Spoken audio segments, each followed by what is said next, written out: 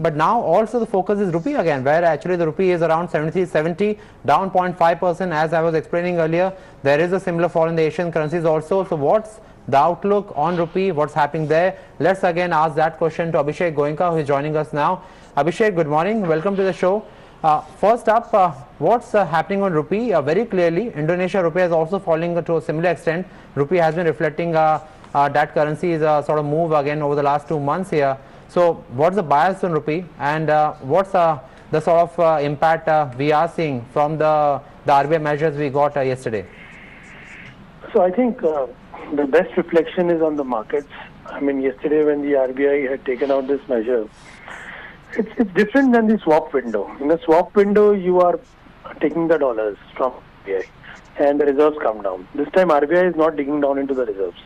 They're very clear that you borrow the money from outside, keep your currency risk open for 3 to 5 years, and also take the currency risk on yourself. That is the OMC companies, which I don't think an OMC company would be very comfortable at these levels, because if the rupee goes to 80, ultimately the risk comes on the company. And that's what I think the market had given verdict yesterday night itself. Just after the news, the NDF markets actually went up to 73.48. And in the morning also it's weakening. And the overall stock markets are also adding to the pressure. We see the SGX markets already down by around 1%. So looking at all that, I don't think RBI measures are sound enough and strong enough to actually change the market direction. And if tomorrow in the policy, since RBI is in two minds whether to hike rates or increase liquidity in the markets, because at one point of time they want to make the rupee strong because it's been going one way.